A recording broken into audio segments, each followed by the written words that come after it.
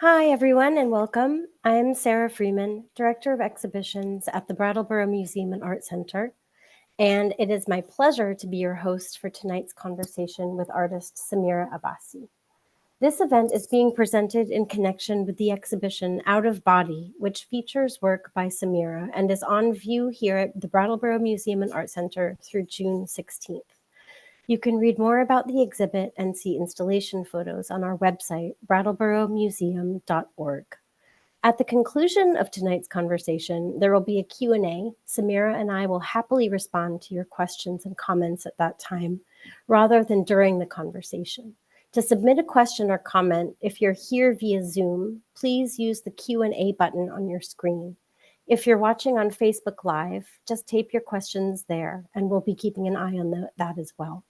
You can enter your questions or comments at any time, and we'll wait until after the conversation to get into them. In a moment, I'm going to ask Samira to join me on screen, but before I do that, I just want to say a few words of introduction about Samira, and then I will be sharing a couple of installation photos, so those of you who haven't seen the exhibition in person will have some visual frame of reference. Samira Abbassy was born in Iran and moved to the UK as a child.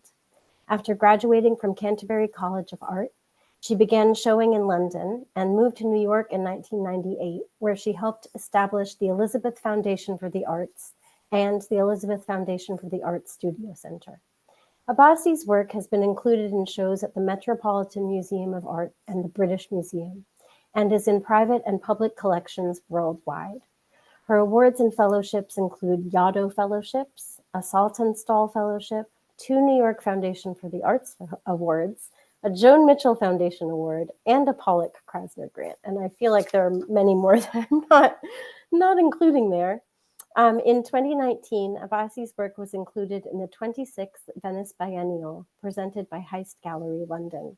Recently, her work has been included in Women Defining Women in Contemporary Art in the Middle East and Beyond, an exhibit curated by Linda Komaroff at the Los Angeles County Museum and at Candace Mady Gallery in New York. Samira, if you'd like to turn on your camera and join me on screen. No, there she is, she's coming. Excellent. Hooray, thank you. Thanks for being here tonight. So I have many questions. I always love talking with you about your work, and this show has been such a joy to work on with you. I'm going to ask you to talk a little bit about Out of Body and how the show came together and the different bodies of work that are included. And while I'm doing that, while you're talking, I'm just going to share some install images of the show so that people can see what you're talking about. So you go ahead, and I'm just going to be working away in the background here. So this was a collaboration with you, Sarah. There were the initial meetings where we tried to select some work and kind of spilt over into all sorts of discussion. And I think it was a year between, you announcing it and it actually taking place. So we had plenty of time to play with ideas and put groups of things together. And what ended up happening is I wanted to make an original piece for the show, which turned out to be the reliquary, which is central to the exhibition. And this was kind of a nerve-wracking undertaking, because I really didn't know whether it would work, because at the time I was about to go through surgery, and I knew that I wanted to have something to do with the collection of blood and vials of blood, perhaps. And it morphed from there, and I realized the logistics of having blood in a gallery was difficult. So I thought, well, let's try it out. So in each of the bottles, if you go back to the shelf, I can talk to how the construction of that. So each bottle represents a person involved with either the the surgery itself or the recovery. So there are 2 surgeons listed here, and then the rest are friends and neighbors who really kind of got me through it, supported me. And then you can see, but on the wall behind the reliquaries are the eyes of those people, and underneath is written their names. And the reason of using just the eyes is, I kind of wanted to play on this idea of being looked after. And it's some reliquaries are something that I have thought about and been transfixed by over the years, because even though this is a sort of Christian, medieval Christian idea, this is what churches had. Like they would have in a beautiful vessel the bone from St. Peter's finger or whatever it might be.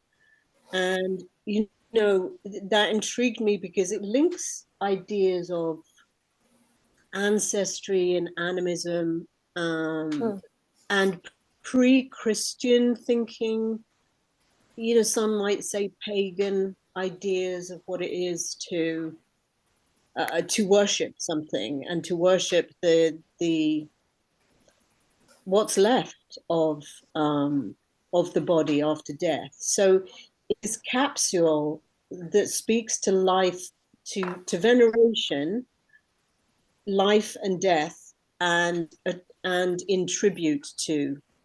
So yeah. And these are pieces that you kind of have gathered. This is all found material for the most part? Yes. Some interesting things in here. Yeah, found, adapted. So some of them, 1 or 2 of them are actually these small alcohol bottles that are so pretty. They kind of look like perfume bottles. So I wanted to play with this idea of the alchemical vessel, the perfume bottle, and to bejewel it. So yeah, the answer to the question is all found objects and sort of broken jewelry, and some of them. Can we go to the close-up of the? I think I've included two close-ups of the reliquaries. Sure. Let me see. Oh, sorry. A little.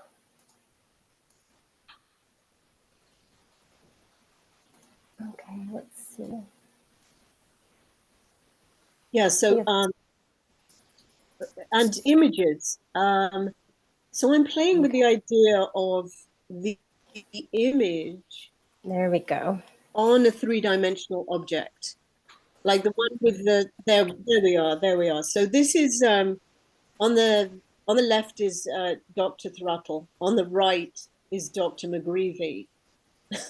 And you can see both the hands on the Dr. Thruttle is taken from a magazine cutout, and then the torso on the other one is actually a cutout, a reproduction of one of my own paintings. Oh, wow. And then broken watches, like you're saying about found objects, and yeah, and so it's like the bottle acted as an armature as well as a container for the body fluid. And I know that you've made kind of, sculptures, 3-dimensional assemblages before. Is that something that's like a normal part of your process that you're always doing in the studio? Or is it something that you kind of come to when you're thinking about a specific idea? It's a matter of, sometimes it's to do with, the demand of a show, that I feel that, that sculpture is more relevant to what the curator's idea might be. But I have, just dotted around the studio certain objects or fragments of objects that I've collected, and suddenly, if I'm kind of clearing out one day, two objects might meet, and it suggests a definite sculpture that is not for any purpose. I remember when you came, there's a photograph of you holding that really weird little thing. It was like it was very diabolical with a horn. Yes, The yes, I body. remember that very well.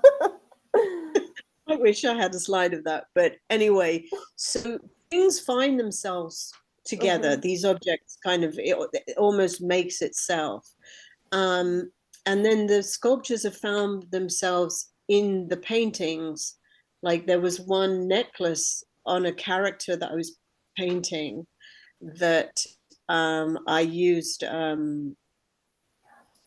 as the necklace amulet kind of thing. Sorry, my So computer is moving a these little are the slowly. sculptures. Okay. Yeah, no, go ahead. The other sculptures yeah. that I included here are examples of previous works, which are much more, physically body constructed. This is why the leap was for these bottles to be more, anonymous in a way. Yeah. And the one with the teeth there is called The Accused. And that was one of the pieces that was shown at the Venice Biennale through Heist Gallery. Wow.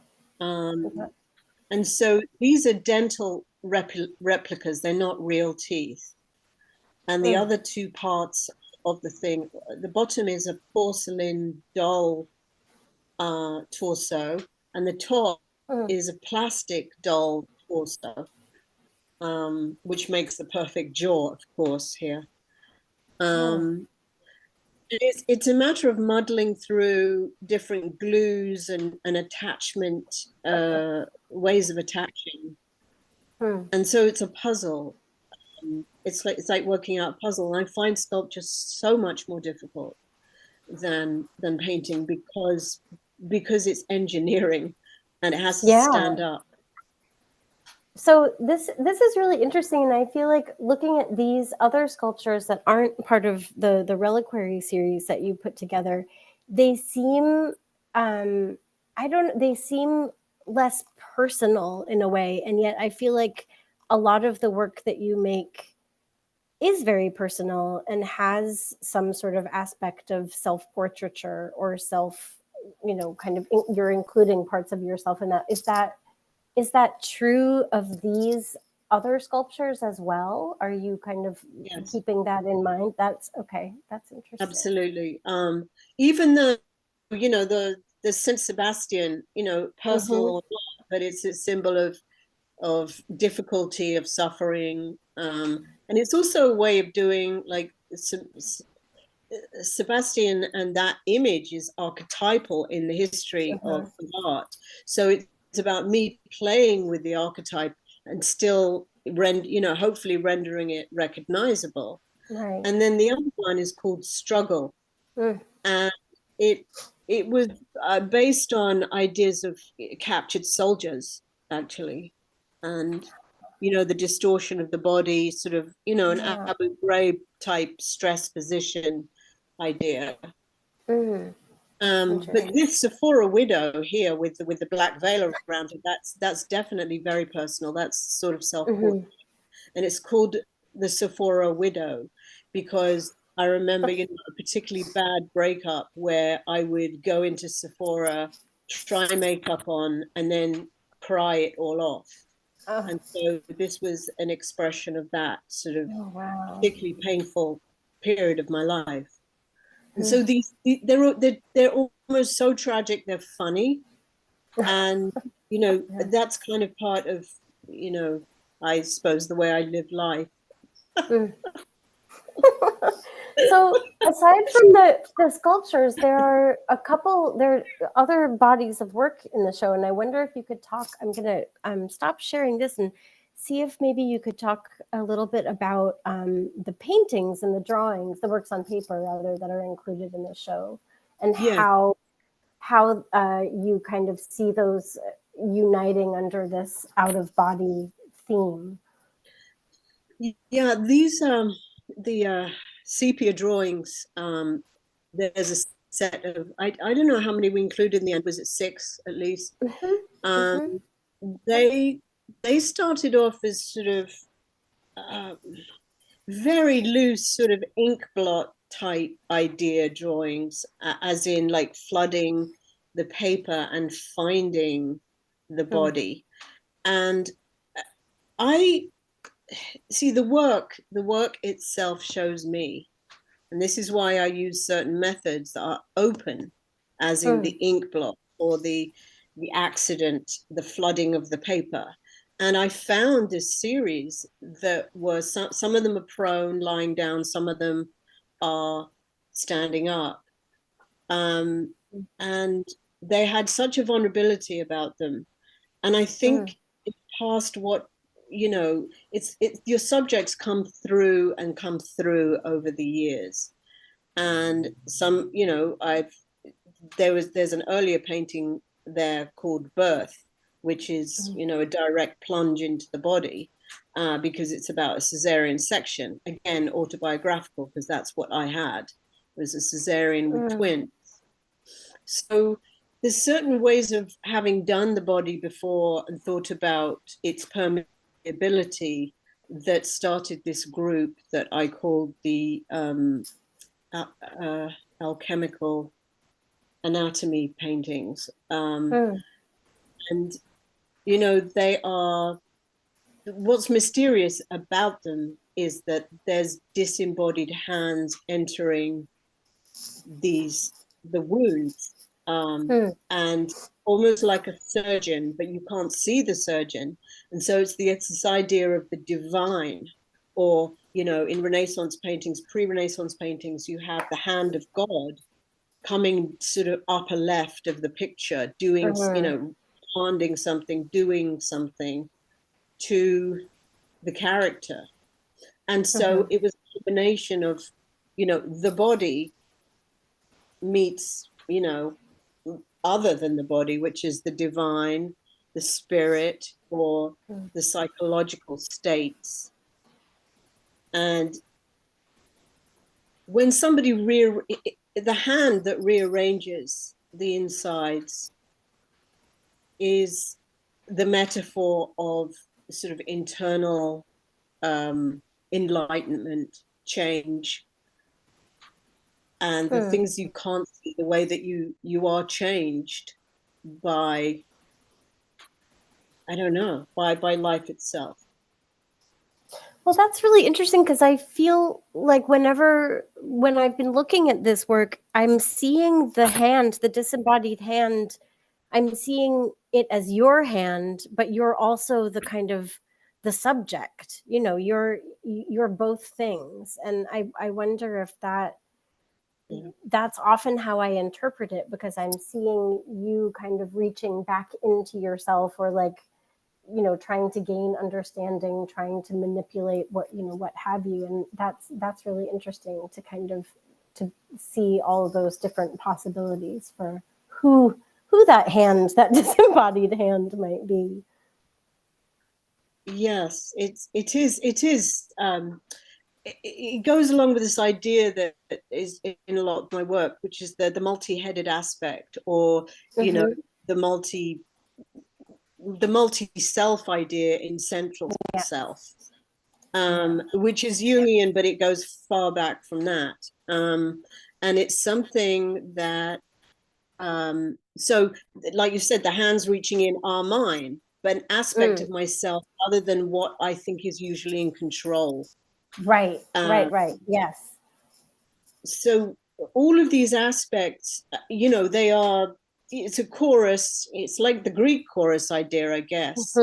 But what's fascinating is I found, it's in Hinduism, this multiplicity of the deity idea, the many-headed, many-armed aspect. But I found it in Muhammad's Night Journey. There's a many-headed angel, and it's one of the slides from reference that I included. Oh, So if sure. you can find that. Yeah. Let's go back. Let's see if I can find that. Sorry. Bear with me. I know it's in here. Here are some of your many-headed. So yeah, these are both pieces. many-headed aspects. Yeah, yeah, exactly. So keep going down. We haven't got to it yet. Okay. Ah, here we are. Ooh, Here we are. that's Here we are. amazing. Wow. So this is a page from Muhammad's Night Journey. And in this manuscript, loosely the story goes that he ascended to heaven and descended to hell in the space of one night, like a vivid dream or an out-of-body experience. Wow. And what's interesting is that in medieval Christianity, there's a story which has sort of disappeared. It's not as popular now, but it's where Christ did the same thing. And I think it's called Anastasis, where he goes down into hell to release Adam. What I enjoy about art history is finding these parallels in the storytelling, the mythologies. I mean, usually they are, you know, sacred paintings of all denominations, but I enjoy it's the psychic space and the psychic stories that they're telling to me that I find essential to my own practice. And these, I mean, you included some really amazing references here too. I wonder if you wouldn't mind talking about some of these and how, right?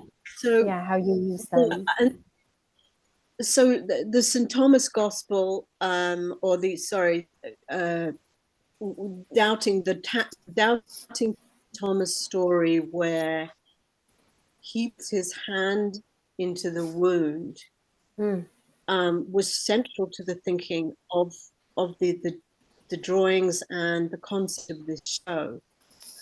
And that when we look into the body, in this case, I guess what he was trying to do was prove that, you know, Christ had risen. But for me, it's also to do with he was looking for divinity itself. And so there's this idea of like, is the miracle of the body, the miracle of flesh itself and consciousness is not exactly physical. You can't pull it out or point at it. And so the body and not the body is, for me, this has been the subject all along. It's just that only now have I really understood it as such. And the other image is a bizarre sort of, I don't know, I can't even tell you where it's from, but I'm finding, you know, as I'm searching through, I think this is, I don't know, 15th, 16th century European alchemy kind of painting about, you know, I think she's removing her heart. And then there's this idea of them, are they twins? Is there a sort of, what is the relationship between them? But there's certain paintings that I find fascinating because they're trying to explain an illogical reality. It's still a reality. It's just not on our mundane, provable, you know, scientific, materialistic thinking.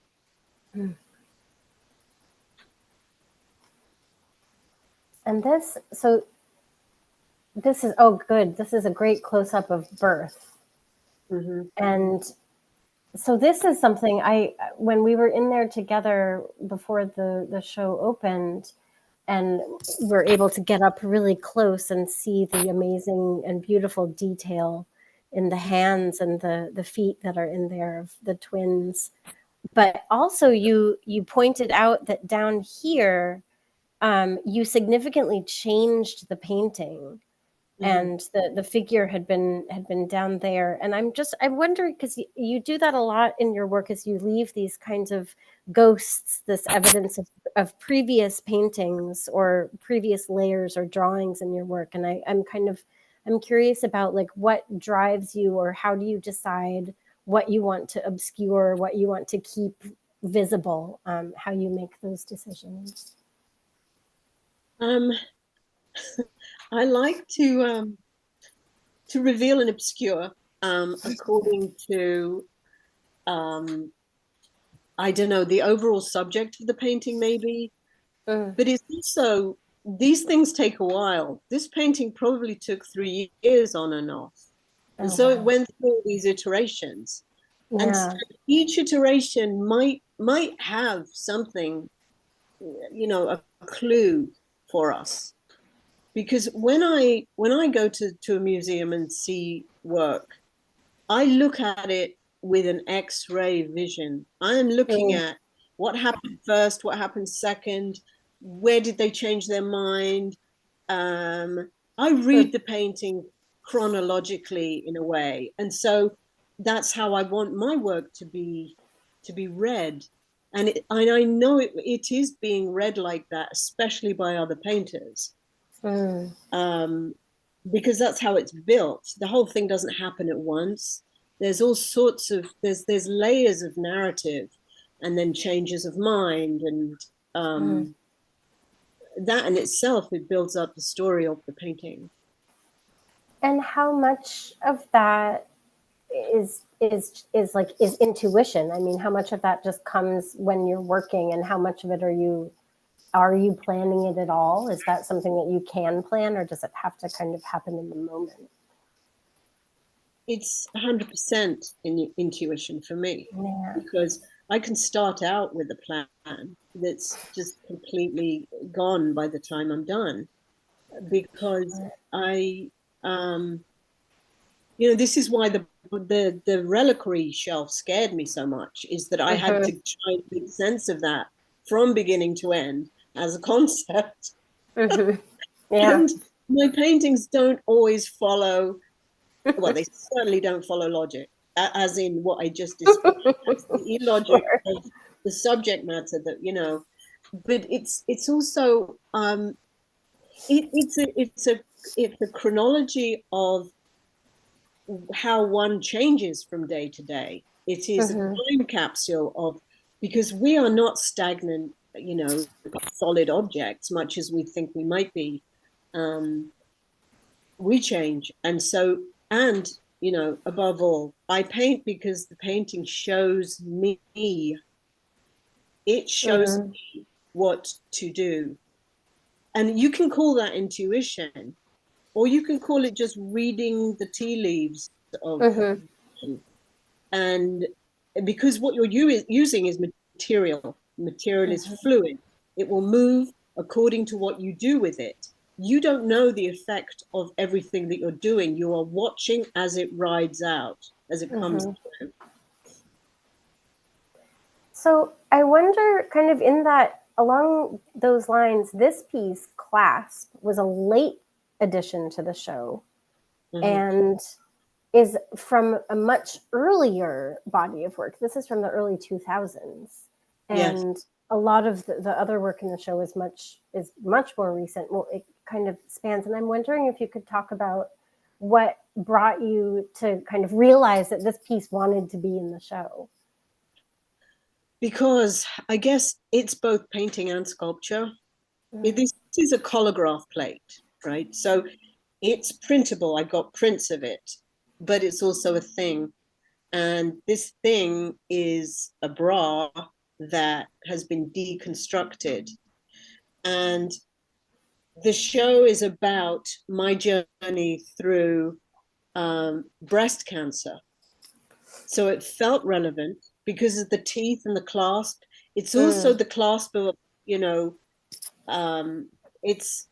I had twins, I breastfed them. There's a kind of maternity bra, like, it's maternal shape. It's also incredibly, it has that the metal teeth. express some real, difficulty, pain, anguish, which the holes in the bodies of the other images, it spoke to that too. Mm-hmm. Yeah. It was And a really great addition. so what also amazed me is that this is 2020 and the last piece that was in the show is 2023. So, you know, you don't often get to survey your work um, for, you know, for a show. And so I use this as a good reason to do that, to say, well, has it changed that much? Have my concerns over the years between 2020, a span of 23 years, Right. what is in common with my concerns here?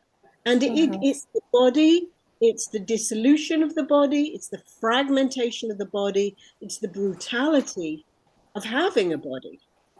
Mm-hmm. Yeah. And it seems like now certainly with the reliquary pieces, you're also talking a lot about what is your own. What do we? How much control do we actually have over our bodies, especially in the kind of medical setting when pieces of your body leave your body. And what happens then? And that's a really curious Yes. phenomenon.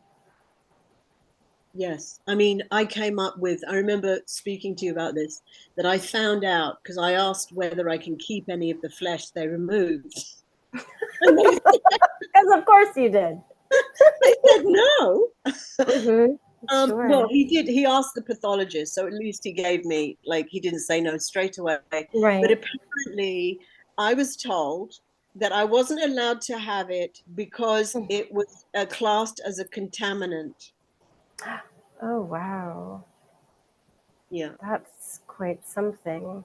So I'm going to stop sharing for a minute um, and see, yeah, just ask you a couple of questions about that process of when you're bringing back work, older work that you have kind of put away to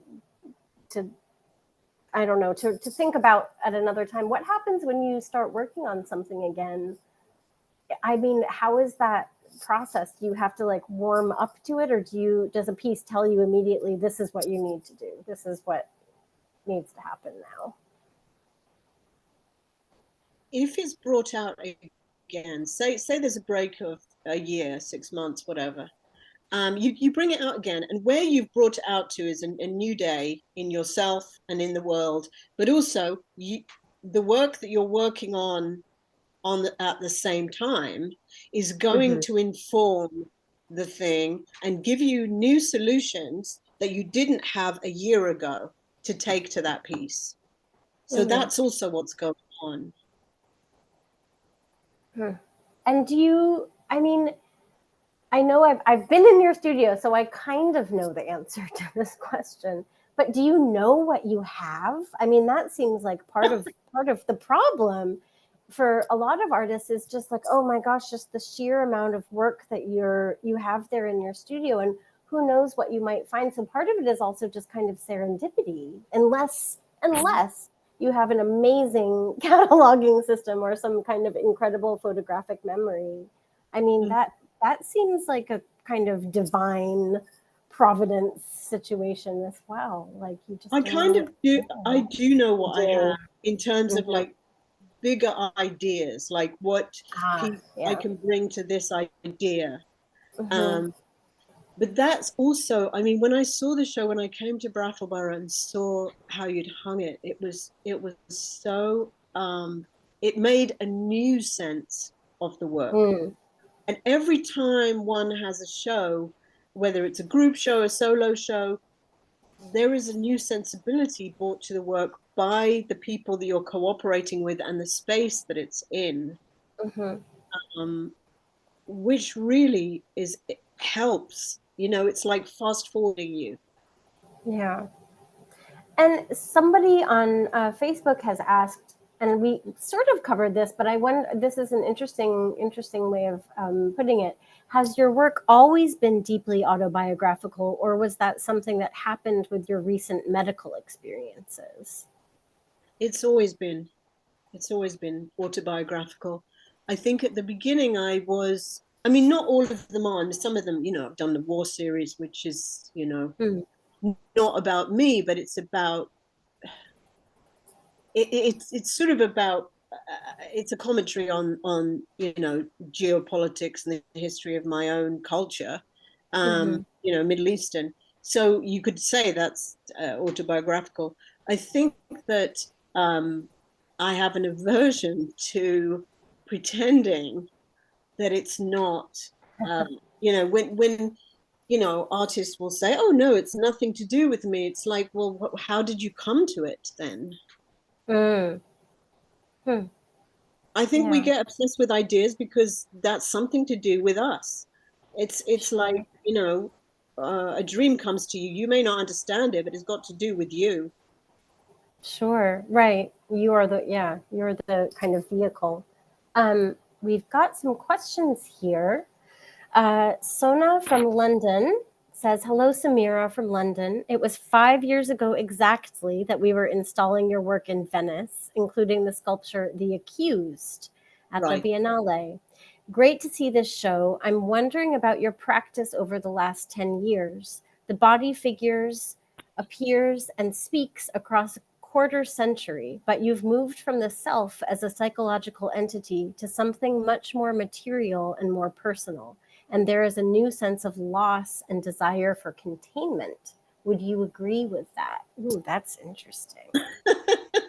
That is a I'd good say yes. question. Yes or no question. Uh-huh.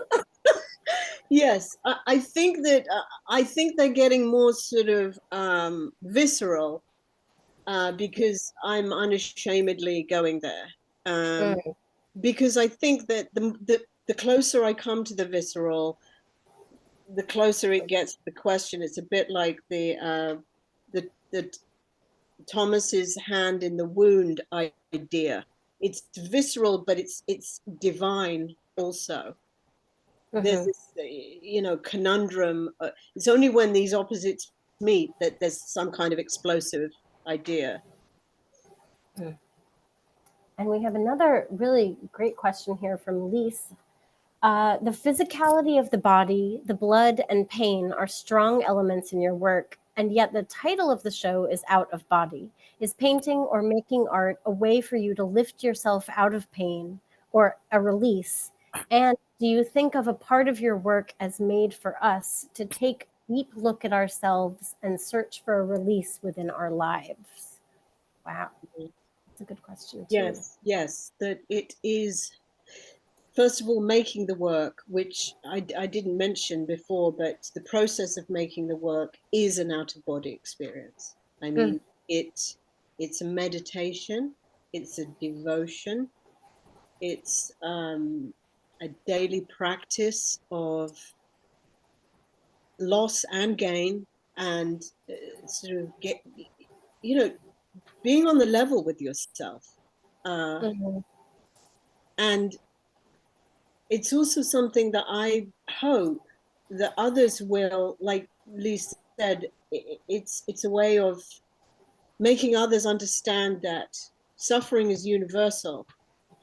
And this takes me back to the icon, and the icon, which is made out of devotion for mm, devotion, is a heart opener for those who are viewing it.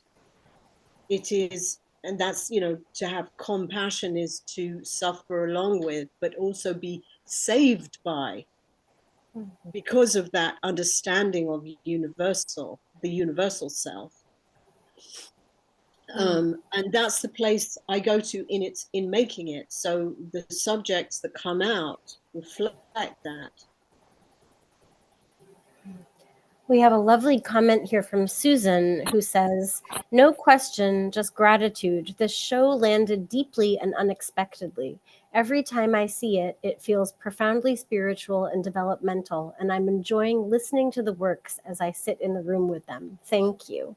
That's a very lovely comment. Thank you, Susan. And someone else asks something that I'm always curious about as well.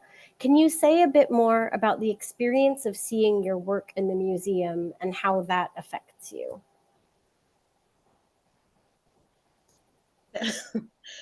Well, in this time it was I was very touched by it because I felt that the hanging of it and scale, everything worked, but it's almost you get an objective glimpse, and that's why it's kind of priceless.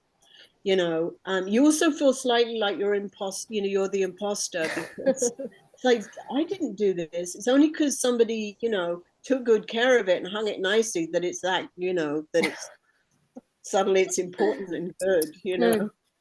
Because I can't have that point of view while making the work. I think that the ability to lose a piece, like to fail at a piece and to play with the piece, is necessary to the making of the work. So the seeing it at the museum, it's almost like it's also been like wrapped in plastic and taken away from me. Like my hands can't get dirty with it anymore. It's become something else. Yeah, that's interesting. Does it help you or does it turn you in any kind of direction when you start thinking about working on new work? I know that's, you're always working, so it's not like you have stopped and are now going to get started on the next new thing. But like, is it something that you kind of take under consideration in any way? Well, when a show is up, there is a certain, I don't know what it takes out of you, but it's almost like half of your soul has been taken from the studio. And you're whittling around in there and you'll lose yourself for a minute. But there's something, especially if it's new work, like a space that you have just really, you barely got out of yourself. And suddenly it's, Right, you haven't lived with it at all. That's interesting. Right. Yeah. Ooh. Yeah. Huh. And I mean, unless there's another project pending, I mean, I've got like probably 25 things on the go here now. But I don't really believe or like in them at the moment. I mean, things just I'm temperamental. I mean, I can leave the studio loving something, come in the next day and think, oh my God, this has got to change. What kind of, like, how do you get yourself in the right state of mind to be working, or is it the working that gets you there? Yeah, it's a bit of both. I think not having anything too pending, because if I know I've got to do stuff, I can't start work. I have to do it first and then sort of reward myself. As we said earlier, I reward myself with the making of the work because that is just like eating dessert. So I have to eat the meat and potatoes first and then I get my dessert. And then some days I just can't deal with any more admin and I will rebel and just start making the work despite. And because sometimes that's the only thing that will help my state of mind. Sure. I need to make work. This is why I do it. I can't think of a reason why you would do this unless you needed to do this. And we have someone here who has a really interesting observation. Your work is incredibly strong in dealing with intense situations, yet the gaze is always calm, gently powerful. Can you share any insights with us about that? That's interesting. Somebody else said that a while ago. And then I looked at the work and I realized they were right. Is it aspirational? I'm calm. Cool as a cucumber. No, it's I think it's because I've seen a lot of bad paintings that try and make the face match the situation. And Oh, it doesn't work. Because that's if you look interesting. at a crucifixion, all of these like religious paintings with immense suffering going on. Yeah. I mean, the ones that I like the best are just like stoic. Hmm. Because this is not a character that you're dealing with. This is an archetype. So in a way, it's like this is the Hmm. center, the self in the middle, which cannot suffer. You can't destroy it. It's the self. It's the soul. And I think that's why these characters have this absolute,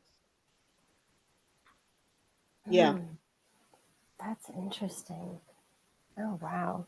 Yeah, that's a great observation. That's a very now that I'm definitely I'm seeing the same thing in And the I've work never that given I'm that answer seeing. before or thought Yeah, about it before. So that let me know. that's Um, good. yeah, because these are this is why the icon is so important to me, and it's not just for its religious devotional aspect. It is because it's an archetype. This is Mm. not, it's not a portrait of Saint, whoever Right. it is. It is an idea of a perfection of some kind. There's Mm. an abstract or an aesthetic perfection. Mm. Yeah.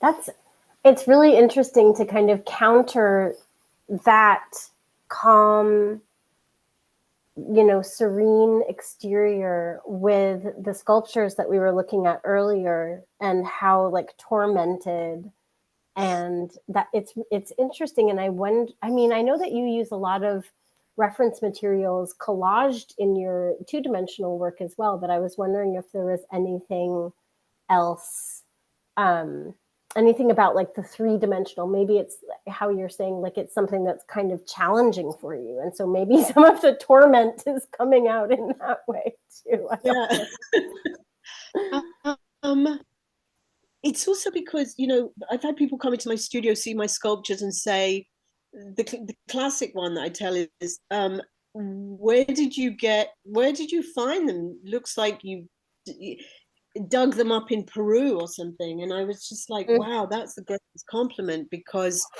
they are sort of animist and archaic and raw. yeah. And they are raw in an outsider way, because I've often said that I make sculpture because I can't make sculpture. I can't lie in sculpture. I can lie in painting very well That's interesting. because I'm more adept at it. Sure. Yeah, you know the tricks and you know kind of That's what's right. going to work. Oh, that's interesting.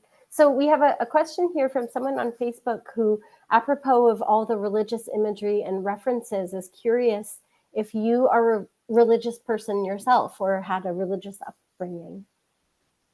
I am religious, and actually, when I went for the surgery recently, it came up, and she said, "Well, what is your religion?"